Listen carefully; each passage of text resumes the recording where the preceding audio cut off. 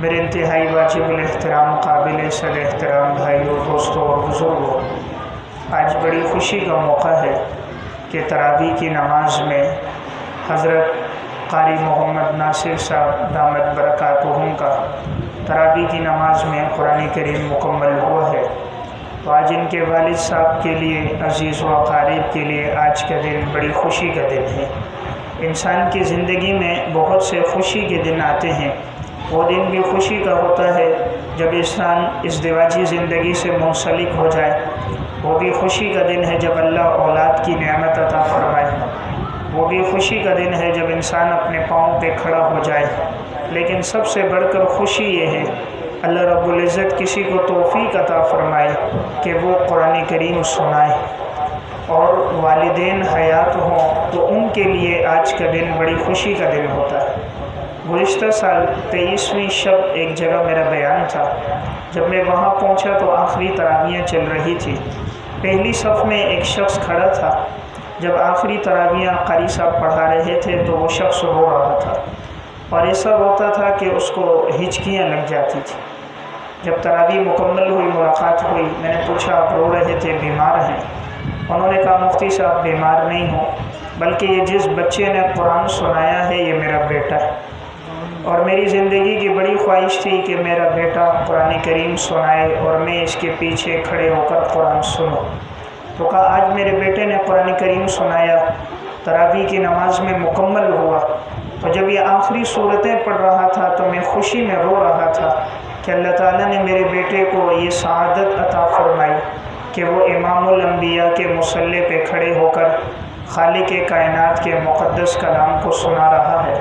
کہ میں تو ایک مزدور آدمی ہوں، دن بھر مزدوری کرتا ہوں، بیلچہ اور گینتی چلاتا ہوں، میری یہاں کیا مجال کہ میرا بیٹا قرآن سناتا، لیکن اللہ نے میرے بیٹے کو توفیق عطا فرمائی کہ آج اس نے قرآن مکمل کیا، تو میں خوشی میں رو رہا ہوں کہ میرے بیٹے نے تراویح میں قرآن سنایا۔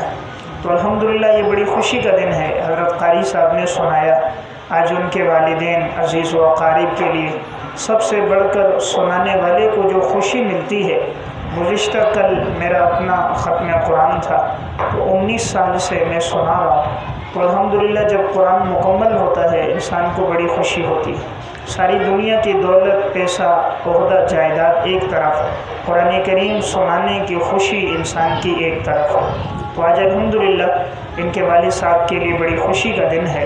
تو میری پہلی گزارش یہ ہے، ہم میں جتنے بھی ساتھی یہاں مہمان آئے ہیں، ہم ایک نیت کر کے اٹھیں، اپنے ایک بیٹے کو انشاءاللہ قرآن کریم کا حافظ بنائیں گے، اپنے ایک بیٹے کو کم از کم قرآن کا حافظ بنائیں گے کہ ہمارا بیٹا بھی جب قرآن سنائے گا اور ہم ان کے پیچھے کھڑے ہو کر سنیں گے تو یہ ہماری زندگی کے بڑے خوش نصیبی کا دن ہوگا۔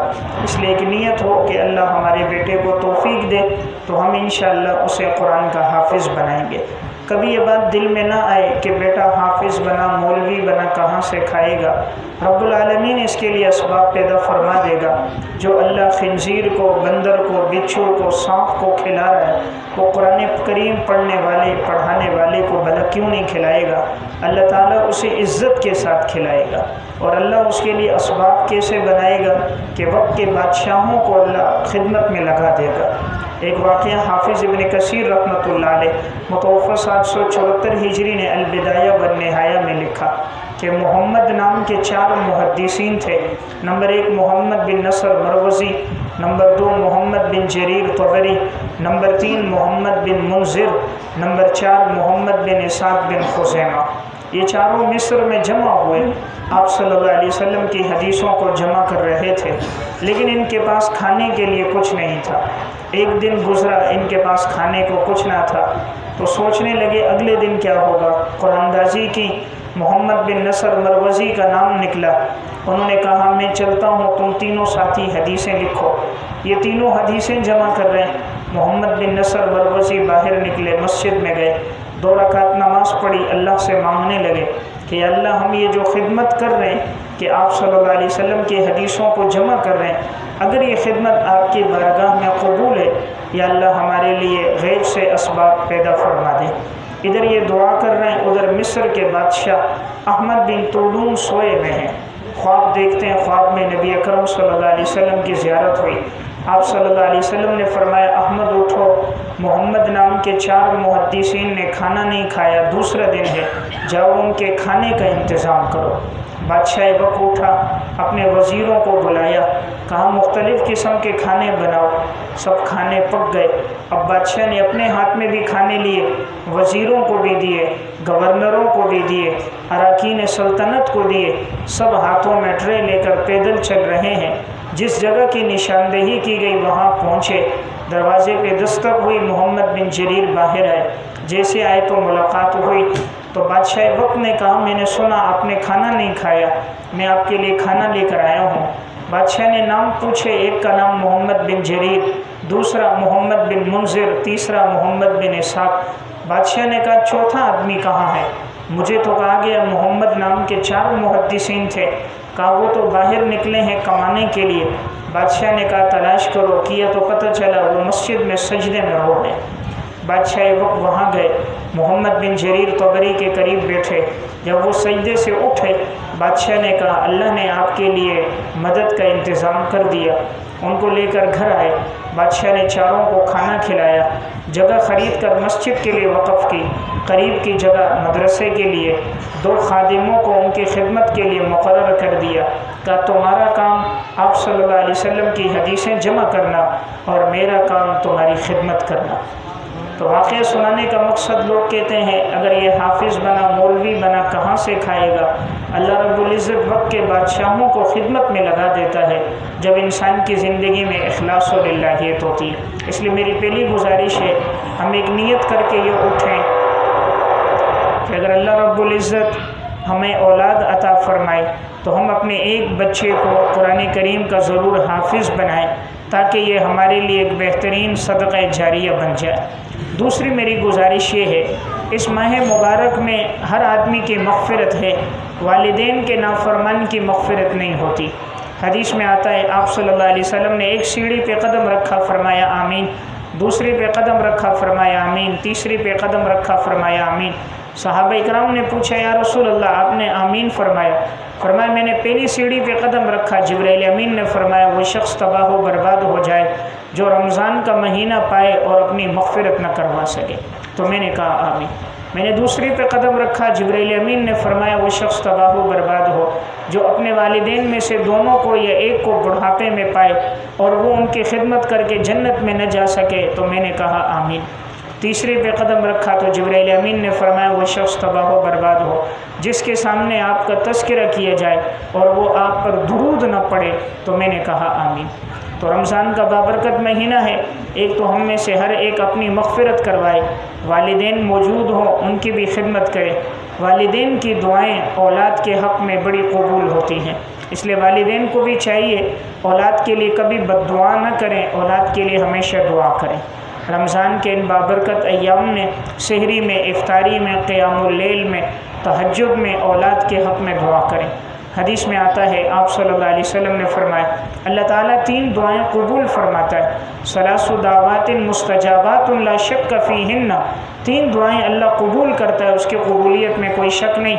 नंबर 1 दावतुल वालिदि लिवलदिही, वालिद की दुआ औलाद के हक़ में। नंबर 2 दावतुल मुसाफिर, मुसाफिर की दुआ। नंबर 3 दावतुल मज़लूम, मज़लूम की दुआ। तो अल्लाह ताला वालिद की दुआ कबूल करता है।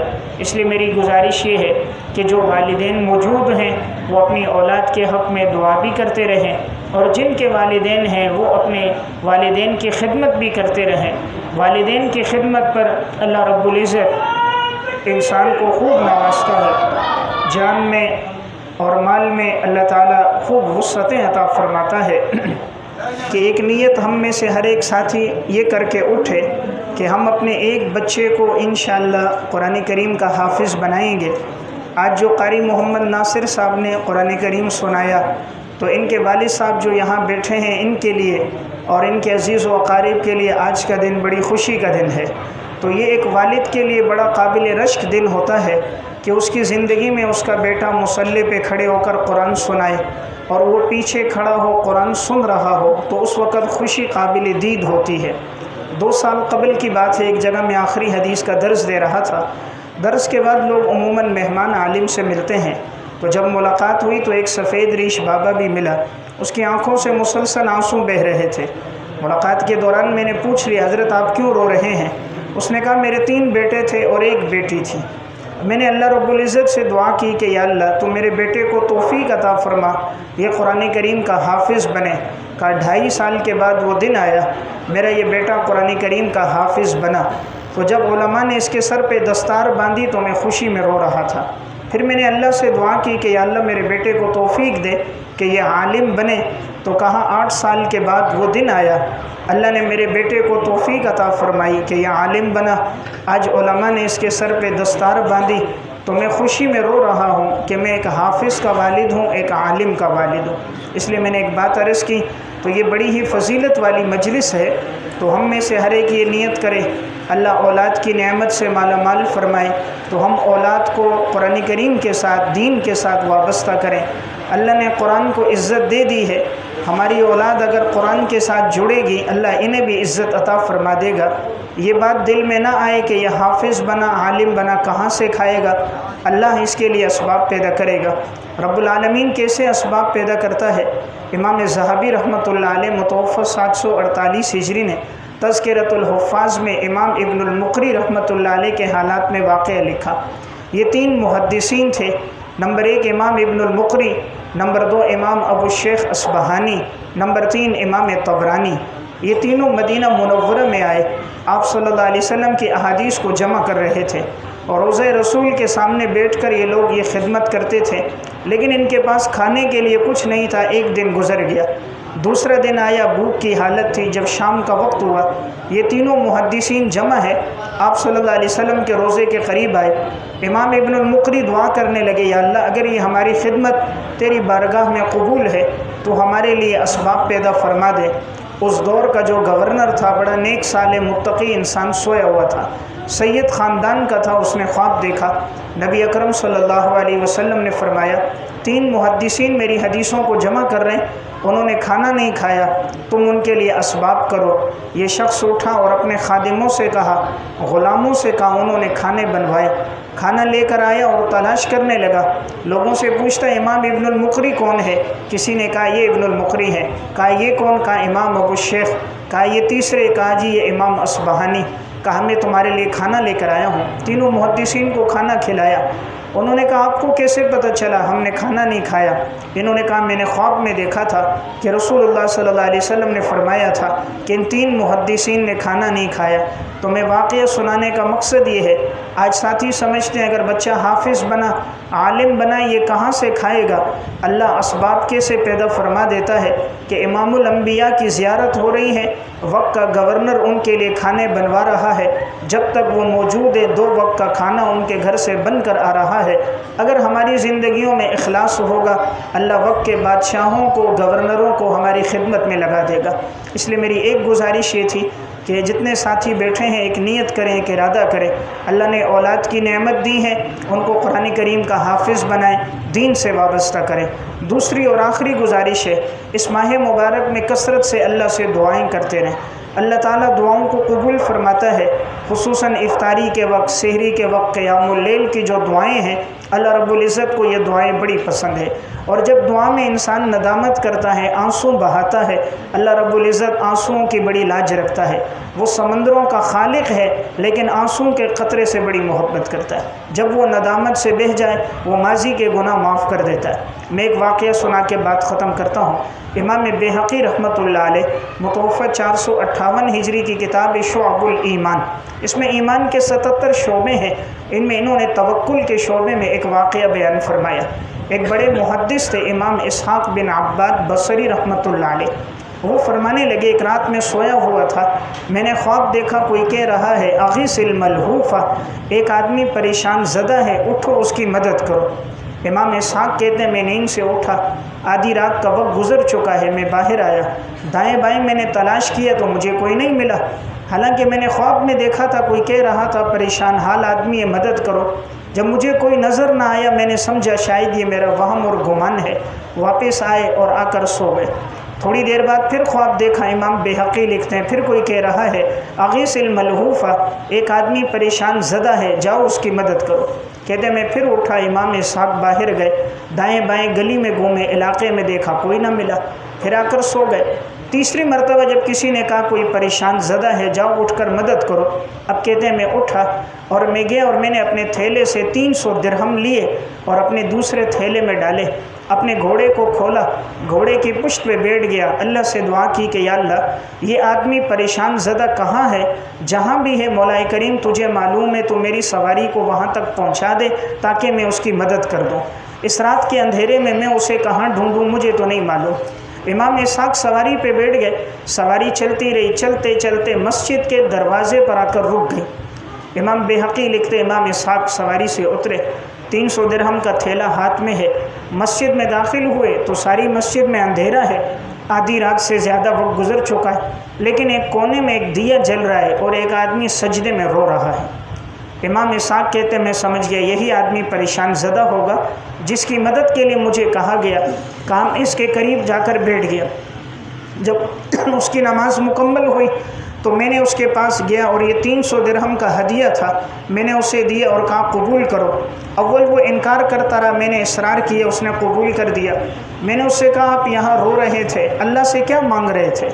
उस शख्स ने कहा मैंने 300 दिरहम कर्ज़ा लिया, अपने बेटे के इलाज के लिए, बेटे का इंतकाल हो गया, मैंने कल के दिन कर्ज़ा वापस करना है और मेरे पास पैसे मौजूद नहीं हैं, तो मैं अल्लाह से दुआ कर रहा था या अल्लाह वादा खिलाफ़ी होगी अगर मैं कल कर्ज़ा वापस न करूं, तो अल्लाह से मांग रहा हूँ या अल्लाह तू 300 दिरहम का बंदोबस्त फरमा दे। अब ये आदमी जो घर से लेकर निकला है वो भी 300 दिरहम है और उसको जो ज़रूरत है वो भी 300 दिरहम है। जब इमाम इसहाक़ ने इसको दिए, देने के बाद कहा तुमने मुझे पहचाना? उसने कहा नहीं। कहा मैं इसहाक़ बिन अब्बाद हूँ, फ़लाँ इलाक़े में मेरा घर है, फ़लाँ जगह मेरी रिहाइश है, फ़लाँ मस्जिद में इमामत है, फ़लाँ जगह मेरा दर्स होता है। जब भी तुम्हें ज़रूरत हो मुझे बता देना, इंशाअल्लाह तुम्हारी ज़रूरत को मैं पूरा करूँगा। उस नौजवान ने आसमान की तरफ देखा और फिर इमाम इसहाक़ को देखा और एक जुमला कहा जब भी ज़रूरत होगी अपने अल्लाह को पुकारूँगा, वो अल्लाह तुम्हें नींद से उठाएगा। मुझे 300 दिरहम की ज़रूरत होगी, तुम थैले में 300 दिरहम डालोगे, तुम मुझे खुद तलाश करोगे, मेरे कदमों में आओगे, दोनों हाथ बांध कर मुझे दोगे, उस रब से मांगूंगा, तुम्हारे दरवाज़े पे नहीं आऊँगा। तो वाक़या सुनाने का मकसद मेरा ये है, दुआ में अल्लाह ने बड़ी ताकत रखी है, इसलिए इस माह मुबारक में कसरत से अल्लाह से मांगते रहें। रब्बुल आलमीन की जब तरफ इंसान के हाथ उठते हैं अल्लाह ताला उसको खाली नहीं लौटाता। अल्लाह के सामने आहुजारी की जाए, अल्लाह ही से रिज़्क़ भी मांगा जाए, औलाद के हक़ में भी इंसान दुआ करे। तो मैंने ये 2 गुजारिशात रखी, औलाद को दीन से वाबस्ता करें, कुरान का हाफिज़ बनाएं, दुआओं का खूब एहतमाम करें। मैंने भी एक जगह बयान में पहुंचना है, हज़रत ने भी मेरे बाद एक जगह बयान में जाना है, इसी पर मैं बात ख़त्म करता हूँ। अल्लाह ताला हमें अमल की तौफ़ीक़ अता फ़रमाए। व आखिर दावाना अनिल हम्दुलिल्लाहि रब्बिल आलमीन।